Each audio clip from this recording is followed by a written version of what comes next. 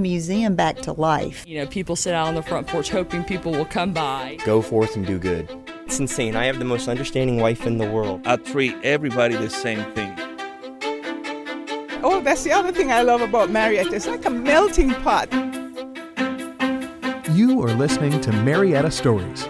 Each week, veteran podcaster Bill Nowicki brings you the heartwarming, interesting, and fun stories from the people that make the community of Marietta, Georgia, a place to call home. Here's your host, Bill Nowicki. Hey, everybody. I'm very excited about this episode. I'll be quite honest with you because I got to meet and spend some time with Hank Dupree. Sam Rambo, who's his partner at Glover Park Brewery, could make it, but we had a really good time. Hank talks about his family, his job, his career, starting this business, even discusses how they make the beer, what all the tanks are for, the history of the building. So it's a lot of fun. I know you're going to enjoy it, so check it out. And here it comes, Hank Dupree of Glover Park Brewery. All right, here I am at Glover Park Brewery downstairs. It's before the place opens, but I have Hank Dupree with me, who's one of the owners of the place. Welcome to Marietta Stories Podcast, Hank. Thank you, Bill. Great to be here. I know your family goes way, way back in Marietta. Why don't you talk a little bit about that? Yeah, I guess I'm what you would call an old Mariettan. 7 generations of Duprees here in Marietta. The first one was actually a Presbyterian minister that founded Midway Presbyterian Church. So I go back a long way on the Dupree side, and John Glover happens to be the first mayor of Marietta, happens to be also my great-great-great-grandfather. So I guess we've got a lot of roots in this community.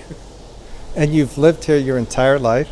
I've lived here my entire life, except for the 4 years I was in school in Winston-Salem at Wake Forest. I've been here my whole life. What do you think keeps you staying here? Because you have a lot of options, obviously. I love the community. I love this town. It's in my blood. I grew up on and around the square. Of course, my family had a business on the square for 100 years. What was it? Dupree's. Yeah. The antique. It became an antique market in the 90s, early 90s. Before, when I was growing up, it was lighting and appliances in the front, but in the back, there were still farmers in Cobb County when I was growing up around here, so it was feed and seed, and it had been that way for many, many, many years before I was born. The feed and seed operation closed down in the early 90s when we converted the whole thing to an antique market. So, yeah, believe it or not, it survived up until the early 90s as a feed and seed store in the back. Now, the square changed so much with the advent of malls. What was that like for your family in the discussions? Do you remember anything your dad and mom talking about? Oh, absolutely. I mean, that was a game changer for the square. I mean, when I was a little kid, everything we purchased was pretty much from the square. I mean, you got your shoes, you got your clothes, the drug. Johnny Walker's clothes? Johnny Walker's, Goldstein's, Leaders, the 2 drugstores. I mean, everything you did was pretty much focused on the square, centered around the square. Cumberland Mall opened, I think it was in the early 70s, 72 maybe, and that changed everything. So there was less people shopping on the square. Some of those shops started closing down then. We lost both of the drugstores at some point when the big chain drugstores came in. So it just changed the whole makeup of the square, and I think really for the worse in terms of commerce on the square. This is my opinion, but it seems like the square kind of died for at least 20 years, and it's exciting to see it coming back like it is right now, and we've got great new shops and restaurants. It's becoming an entertainment mecca as opposed to the old way, but that's okay. I mean, whatever it takes to bring life back into it, the same way that Roswell's done and Woodstock and some of the other surrounding communities. What made you decide after going to Wake Forest to go into business or corporate? Yeah, the job market was kind of tough when I graduated back in 84. 1984, yeah. So to be honest, I was looking for anybody that would hire me, man. So I started my career at SunTrust, and I was in the IT department. I was writing code. I was, really? Yeah. You like that kind of work?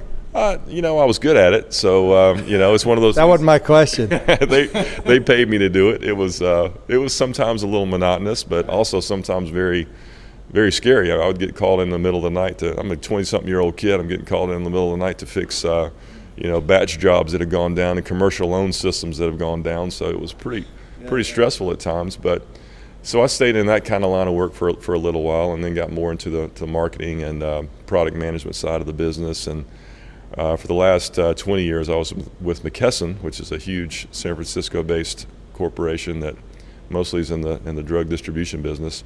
And for the last 7 of those, I was in the M&A world, where I was doing mergers and acquisitions, both buying and selling or divesting of businesses. Now, where were you living? You were still in Marietta? I was living in Marietta, and the commute was hell because my office was in Alpharetta, so I would make that commute almost every day, and it was miserable. There's no good way to get from there to here. Sounds like a pretty dark time, though. I mean, I'm sure you had kids and all that kind of other activities going on. Oh yeah. You're trying to juggle, your personal life, your family life with business, and when you're in the car, anywhere from 2 to 3 hours a day, it gets kind of difficult to do that.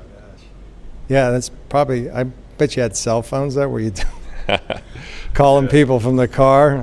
Oh sure, when you're in the kind of job I was in, and it kind of goes with any job. Nowadays you're always available. Everybody's supposed to be at the end of that cell phone whenever the call is made. So yeah, absolutely. Well, I can see the connection now. Why you would want to establish a place like this where you can kind of disconnect a little bit. Well, yeah, and I tell you what's interesting to me is that, and I knew this was going to be the case, but the amount of physical labor associated with brewing beer it's surprising. Yeah. But it's good too, though. It's good for you. It keeps you in shape. All the beer you drink, you got to work it off somehow. So. Right, and it goes back, like this building itself was a what? To start out. Yeah, so this building has an interesting history that we discovered after we came in here and did our due diligence. But it was built in the 30s, I think 34 or 35, about the same time the Strand Theater was built, and it was built as a Sears. And we discovered these beautiful old giant storefronts when we ripped all the old stucco and drywall off and decided to retain those, and we'll take a look at them here in a minute. But they're 12 feet off the ground, and so we decided we just have to leave those open. So we put roll-up garage doors, glass garage doors there that terminate onto a bar top, so that we could create kind of a really cool-looking facade that looks interesting to be inside looking out, but it also looks very interesting when you're driving by outside looking in and people are hanging out over the window and stuff like that.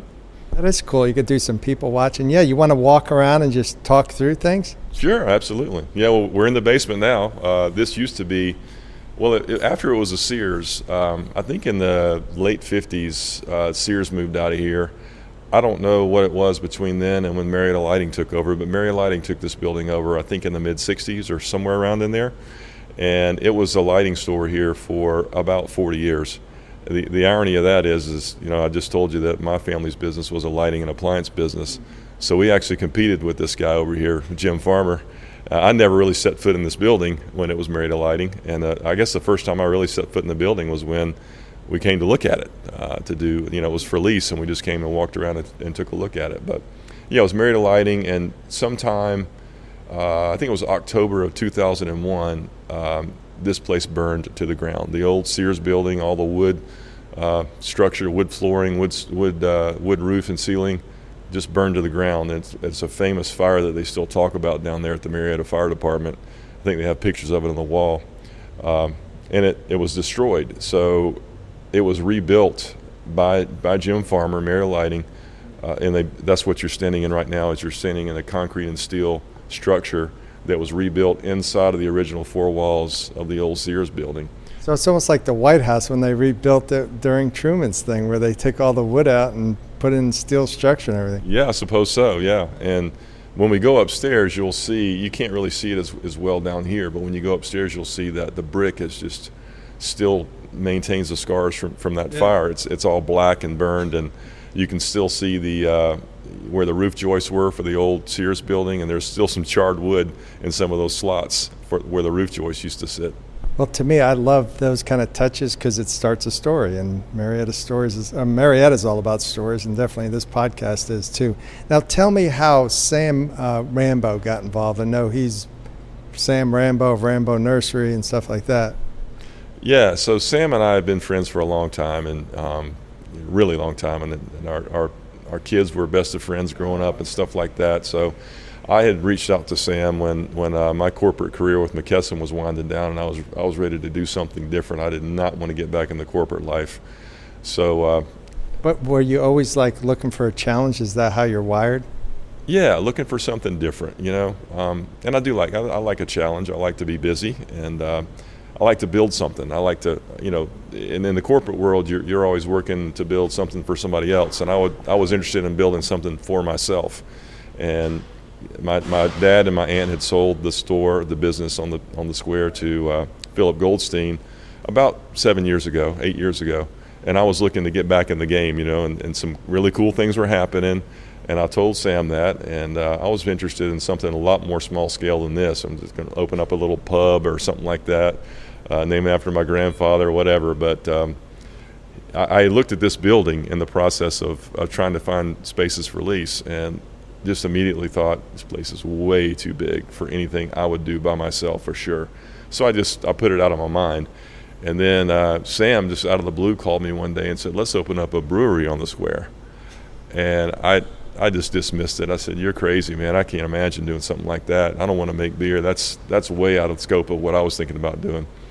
But, I noodled on it and thought about it, and the law at that time was changing that allows now small breweries to sell directly to the public.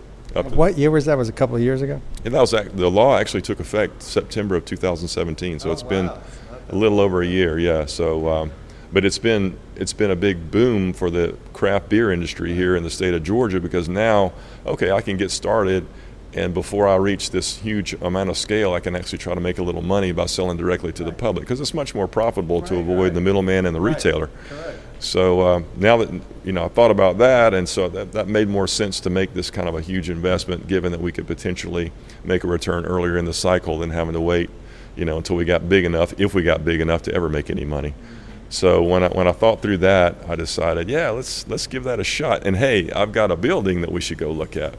And funny enough, we came in here together, and the first thing that he thought was, wow, it's just way too big. But funny enough, now that you can look around here, it's really not too big. It's really too small. I mean, we don't have much room to grow in here. Yeah, you got to have a factory operation. Absolutely. Yep, sure enough. Well, that's great. I mean, so many questions come to mind about, I'm sure you hit some lows, some highs. It looks like we got the fire department. Fire department's here, yep. Looks like they want to check something out. All right, you want to get with them real quick? Yeah, let's check. Johnny Walker Realty is a big part of Marietta Stories podcast, and their real estate agents are what makes that a great company. And Kerry Cox and Johnny Walker get the best folks. And one of those people is Carolyn Rambo Dawson, who cares about her clients, of course. I've been doing it for 13 years. I love meeting new people. I love it. I love everything about it. But the folks work together at Johnny Walker Realty. Carrie is the broker. He is there all hours of the day and night with an answer for us if we have a question. And the other agents are like family. And speaking of family, her family goes way back in Marietta. I'm talking 5 generations. And my father was an orthodontist right off the square in Marietta. My husband said, if I can go to an orthodontist that tortured me for 2.5 years and end up marrying his daughter and love him as much as I do, he must have done something right. Thank you, Carolyn Rambo Dawson, and all the other real estate agents, and Carrie and Johnny of Johnny Walker Realty. You can reach them at johnnywalkerrealty.com. Find them at 262 Church Street, just down from the square. Give them a call, 678-626-0403. Now back to the show. All right, so here we are at the basement area where the brewery is, and the setup. You also allow dogs and kids. Yeah, we are very dog and kid friendly. We've had a lot of both, and the dogs, the furry friends, must remain outside on the patio/beer garden. But we've had quite a few of them in here so far, and we cater to them. We got dog bowls and actually have a little dog biscuit treat back there for them if they need that. I saw that. Did you learn a lot about brewing beer, or how did that I didn't hear brewing beer in your resume there. It is not in my resume. I have learned a ton, enough now to be dangerous, but I still have a lot of things to learn. It's a fascinating process to watch. There's a whole lot of science to it, a lot more than I really had imagined. And there's an art to it as well. I mean, So tell me about all the tanks. Do you know what all the purposes of all the tanks are? We can get it out from under this little bit of fan noise. yeah, so these tanks you're looking at right here, right in front of you, are our serving tanks. And our brewmaster talked us into doing this. Great idea. Best suggestion ever. What it enables you to do is you go straight from the fermenter, which is where the beer basically spends about 2 or 3 weeks, where the yeast works on it and makes beer out of the wort. And you take it right into a serving tank. Instead of kegging it or canning it, we actually serve it straight out of here. There is if you see right over there, there's a big chase that goes up under our slab, and it comes up into this. So there's slots cut in the concrete that have pipes that pipe the beer. Yes, absolutely. So there are glycol chilled lines along with the beer lines that go underneath the floor, and then they split off, and they tee, and then some serve the bar back here behind me, the downstairs tap room bar, and then others are pumped upstairs to the upstairs tap room bar. So all these tanks serve both bars, and it's a great system that we got put in here. It's working. It's a long draw draft system that works fantastically. So what's the motive force to get it from the tank to how do you have enough head to be able to get it there? Do you have to put gas in there? Well, yeah, these are pressurized tanks. They have about 15 pounds of CO2 pressure in them. But that in and of itself, because of the length that they have to go between there and especially the upstairs bar, there's just not enough pressure. So there's more CO2, and there's a pump inside of this refrigerated. That actually helps it along and gets it out to where it needs to go. Cool. So the main tank is how many gallons? Do you know? So these tanks here there's 6 serving tanks. They're each 10 barrel serving tanks. So that a barrel is 31 gallons. So they each hold 310 gallons of beer. And the big tanks in the back. Yeah. So let's walk back here. All right. Cool. I'm an engineer, if you can't tell, so I'm really into this stuff. They're all stainless steel, shiny, brand new. All stainless steel. So yeah, the conical shaped bottom vessels are fermenters. So what happens after you, in this platform area over here with the 3 vessels in it, that's the brew house. So after you brew the beer, after you create the wort and then get as much sediment out of it as you can using the whirlpool, it comes over. You got to cool it off before it hits these fermenters, because the yeast inside the fermenters can't, if you bring it in too hot, it will kill the yeast. So you bring it in, cool it off through that heat exchanger right there. It comes into these fermenters, these conical shape, and that's where the magic happens. Really, the sugary substance that's the wort that's made from the barley interacting with all the hot water, and actually the hops are already added in for the most part. But by the time they get to these fermenters, that's where the yeast goes to work, and it can take a couple weeks, depending on what you're making. And the yeast works at different yeast works at different temperatures, and takes a different amount of time. But the yeast will go to work on those sugars, and the byproduct, or what it creates, is CO2 and alcohol. So if you look and see this tank right here, we've got a fresh batch of beer that we brewed just. I can smell it. Yeah, and you can see that blow off working right there. That's the CO2 bubbles that are being created by the yeast that's working. And when the time is right, our brewmaster will cap that, and we'll let the CO2 retain in the tank, and that's where all that natural carbonation comes from. When it's done fermenting and self-carbonating, that's when you move it over to either a serving tank or our bright tank, which is really the same vessel. And you can either drink it from there, or you can keg it, can it, bottle it, whatever you're going to do. And if you need to, these are carb stones right here. If you need to add any carbonation, if the self-carbonate or the natural carbonation isn't quite enough for what you're trying to create, then you can actually push some CO2 through the carb stone and add more carbonation to the. So who's the brains behind the whole brewing? Who's your brewmaster, whatever? You're looking at him right over here. That's Kevin McNerney, and Kevin was an original co-founder of Sweetwater Brewing Company. He heard his name. He's smiling. That's good. So he's been around the block. He's been brewing beer for 20-something years now. So he knows what he's doing. So he's got all the recipes. He's got all the process, and he's learned our equipment inside out, thank God, and knows how to tweak it and tune it and get it to do what he wants it to do. Did he help design the space and what tanks and sit down with you guys, or how did you come up with those particulars? He did. I mean, we actually had we had gone down a path without Kevin for a few months, and it was a kind of a disaster. We had things in the wrong places and didn't really know what we were doing, and we were smart enough to hire Kevin after we got referred to him. And he came in here and we reshuffled the deck, and got everything laid out the way it needs to be laid out. So we don't have a lot of space, and but it's amazing what we've been able to cram in here so far. We just brought in that tank that he's working on right now is a new tank. It's a 30-barrel fermenter that we just brought in here. We brought in 2 of them actually.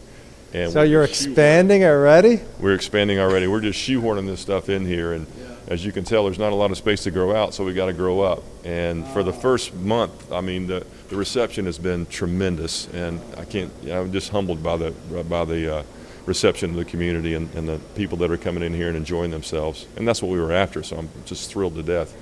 But it almost seems like this is the place for the community to come, because before it didn't seem like we really had a place. We talk about how great the community is, and we'd have different events that people would show up for, but it seems like this is like a gathering place almost you've created.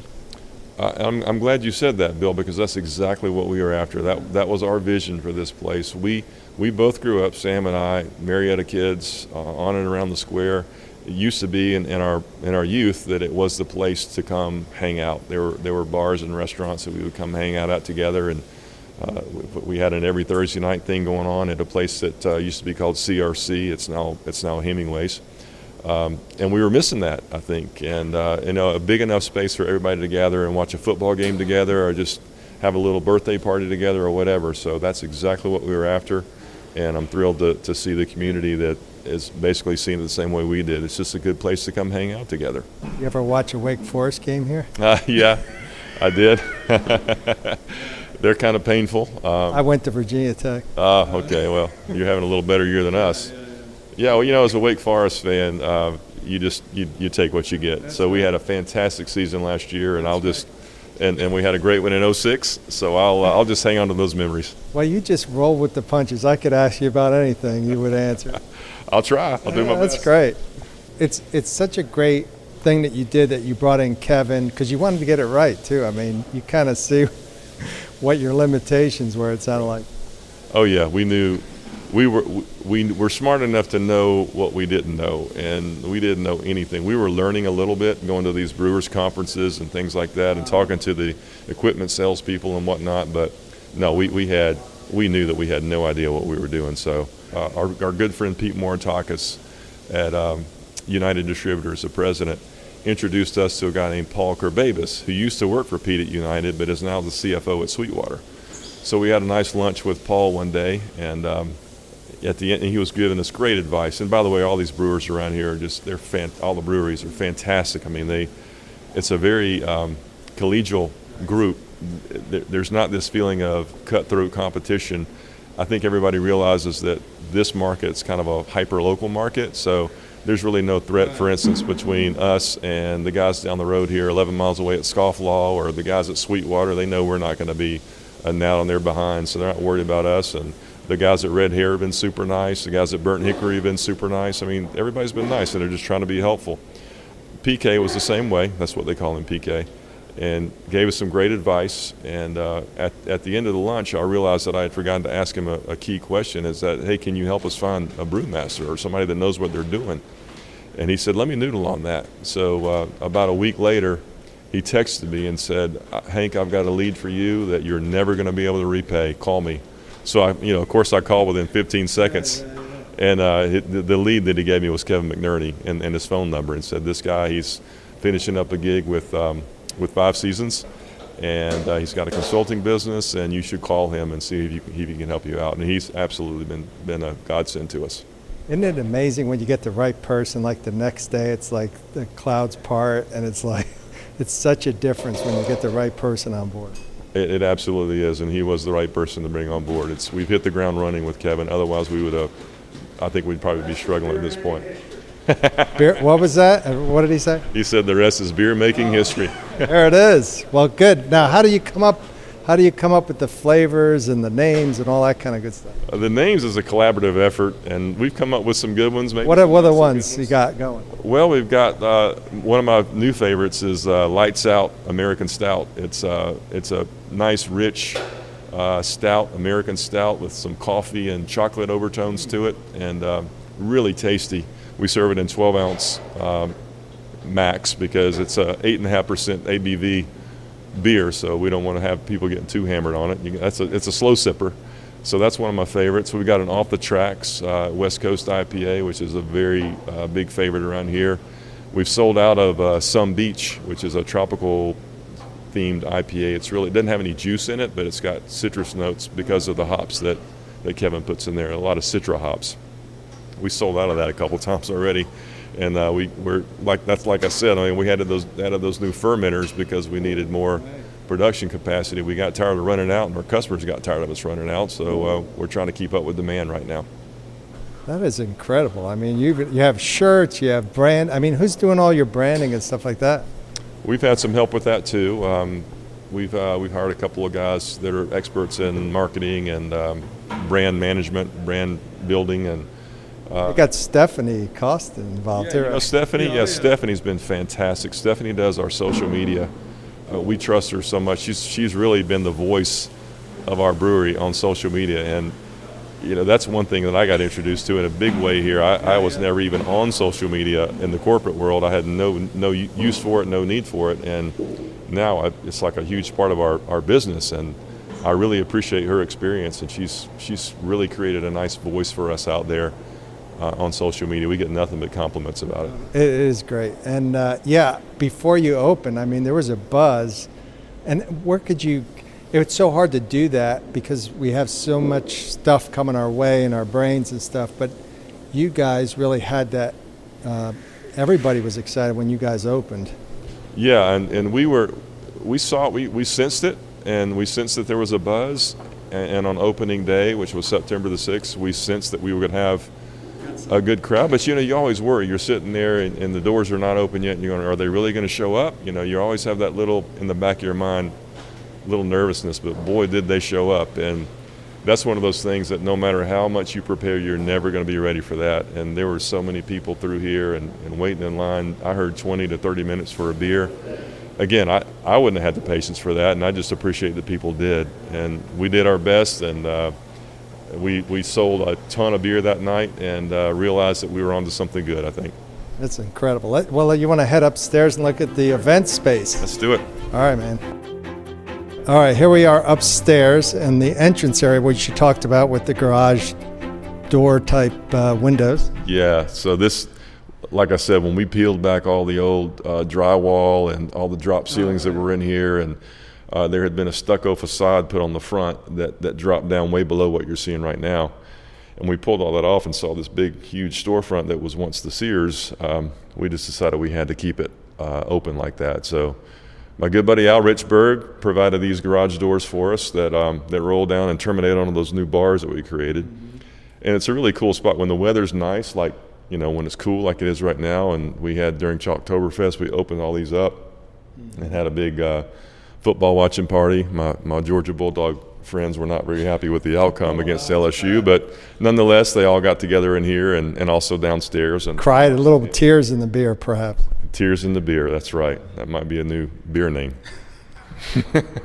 I think they're going to come back. But anyway, so do you see the charred remains of the facade there? Yeah, let's see, I can point out right here. Bill, you see that one right there? Yeah, he's pointing up high. There was where I guess the rafters, is that what they're called? That was a roof joist that used to hold up the old roof, and you can see still a piece. There's still pieces of charred wood in some of them, and we considered, cleaning it up and pulling the charred wood out, but then why not leave it? It's just, like you said, it tells a story, and I'm sure some people come in here that don't know the story and might think this was burned by Sherman or something. We're not going to correct them, whatever they want to think, right?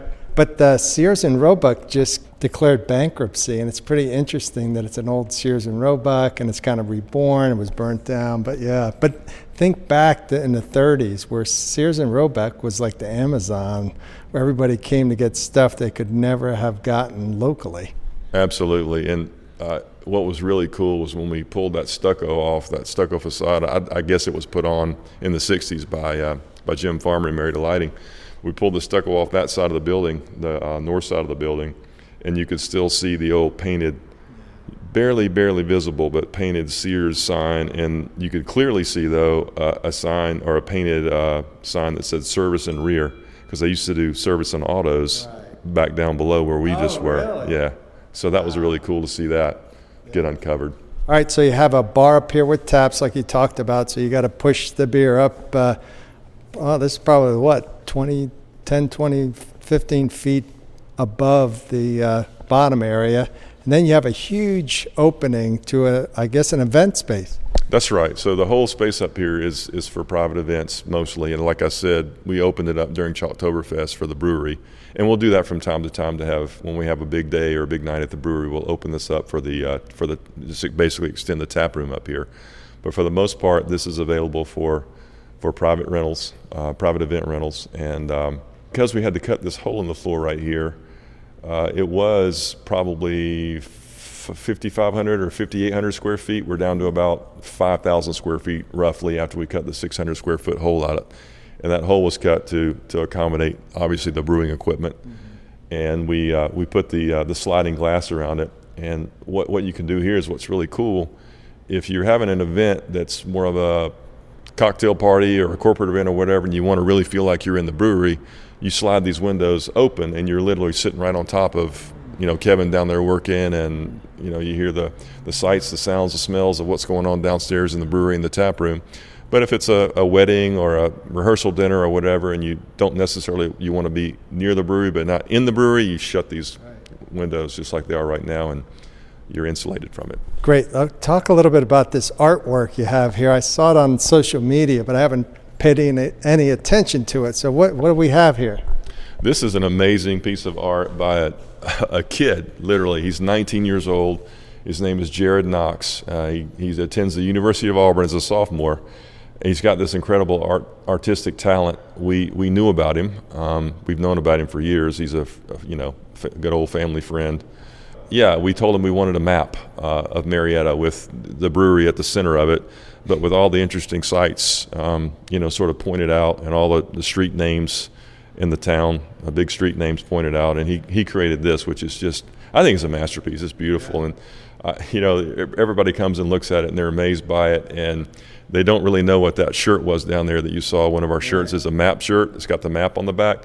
But when they see this, they want to go buy a map shirt because it's such a cool piece of art. Yeah, it shows the square too, and all like the Marietta High School. So it has all the like high points of Marietta, Kennesaw Battlefield, like a little cannon, Kennesaw Avenue. Yeah, that's really, really cool. How about these pieces of art? Yeah, he created those as well, and those are hop vines, and so that's obviously part of the theme of the brewery here is the hops. So yeah, all this was created by Jared, and his dad's firm is a metal firm, RF Knox. So he had a good connection to get the metal cut once he created the design. That's like laser cut? I think so. Yeah, I'm not really sure how they do that, but that's in 3 pieces there, and these are each one piece. But yeah, it had to be complicated. Looks complicated. Yeah, so let's look to wrap things up. What would you say, like looking back on the whole experience, what would you say like the biggest thing you've learned and out of doing this whole local brewery business? Yeah, I've learned that it takes a lot of money and a lot of patience to get the brewery open. That's the main thing that I learned, and it's definitely been a life-changing experience. It's been the first time I've ever really branched out and done something truly entrepreneurial. I've been in the corporate world all my life, so it's been very rewarding. It's been a whole lot of hard work, but it's worth it so far. I mean, the response that we're getting from the community is just off the hook, fantastic, and it's fun trying to figure out every day new ways that we can make this even better for everybody that's coming in here. So it sounds like you have a whole new birth of freedom outside the corporate because it's you and Sam making a lot of decisions. Yeah, absolutely. It's Sam's he's done this before. He's got a nursery business he's built up from nothing from the early 80s. So this is the second time around the block for him on an entrepreneurial scale. But first for me, and definitely the first for either of us as it pertains to this kind of business. And it's been a lot of fun. There's been a lot of challenges along the way. There's challenges still, and it's we'll work through them. Yeah. It must be great to have a good friend along the way with you. Yeah, absolutely. Yeah, we know each other. We know how each other are wired, and we play off each other's strengths. And we both have what we bring to the table, and we know what we bring to the table, and we try to apply it the best way we can.